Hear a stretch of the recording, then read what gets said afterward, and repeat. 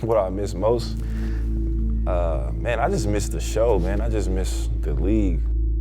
I just miss the games, really. Like being out there on the court, in the arena, you know, having the ball in my hands, you know, just hooping. This is Paolo Banchero. This is my diary with ESPN Andscape. Episode 2, Did You Miss Me? Banchero launching a three. Oh my goodness.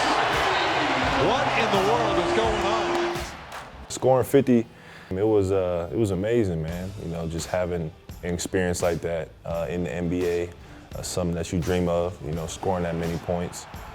But man, I can't really tell you what it was to it. You know, I was just zoned in. Fadeaway jumper, there's not much Toppin or anybody else can do about that. From the very beginning, didn't let up, you know, whether it was, you know, making them play for my teammates, making them play for myself. You know, I just had it going to where, you know, every time I got the ball, you know, it was just coming easy, coming natural. You know, I was just trusting my instincts. You know, wasn't really doing much thinking. I was just doing a lot of reacting. This man is on fire. I would say I realized I was getting close to 50 in the first half, honestly. I was just going. Like, the first quarter, I scored like 19. And then I got to the free throw line towards the very end of the half and, you know, looked up and it said 35. And I was like, oh. I was like, I'm getting 50 today. 50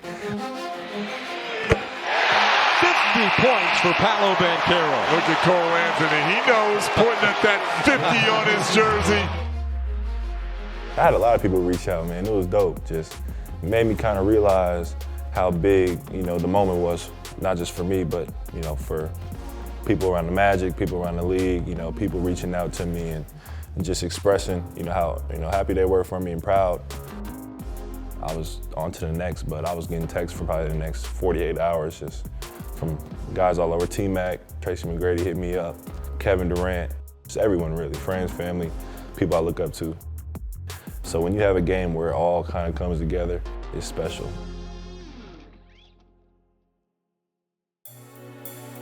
It was a weird play. The play I got hurt, I didn't notice until it was just pause in action. I was walking back down the court, but it was in the third quarter in the Chicago game, probably like 2.5 minutes left in the third. And I went baseline, and I just did I wouldn't say routine because it was a little awkward, but a jump pass where I tried to, I left my feet and tried to, you know, wrap around with my right arm and throw to the corner. And I just contorted in a weird way to where, you know, after the pass, I think it went out of bounds. It wasn't a very good pass. I was walking down the court and I just felt a sudden kind of pinch tear in my side. And so I just grabbed at it real quick and I didn't know what it was. Cause I never really felt anything in my upper area before any injury. So I was kind of thrown off. I went to the bench, I came out, told the trainer what I felt, threw some cream on there, and I played the rest of the game. But I felt, you know, I could feel it the whole time. To finally close the book on Sisyphus, it does not count. It's the Trent Tucker rule. There must be .3.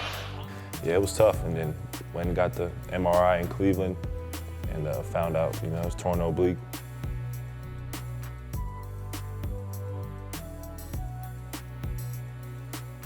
I've never really gotten hurt. I've had a few minor injuries, but this is probably the biggest one, I would say, that I've experienced.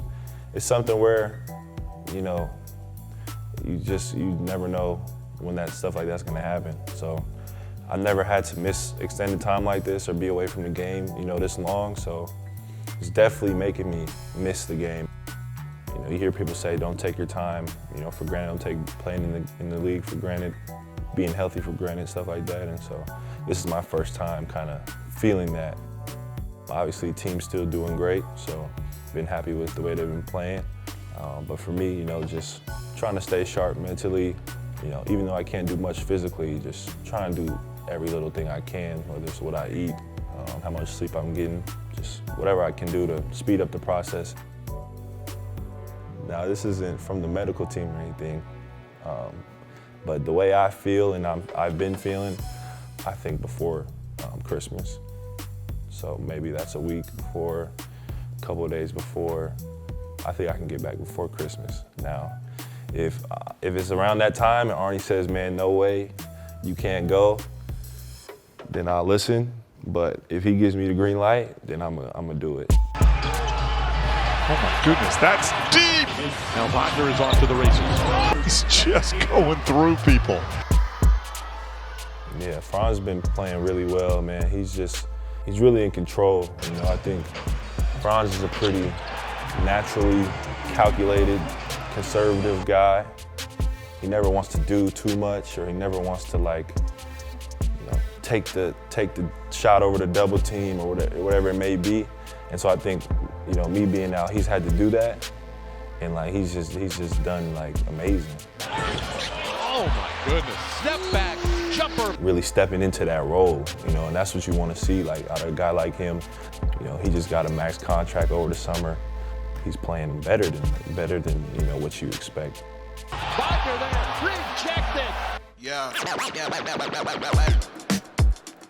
100% LeBron guy.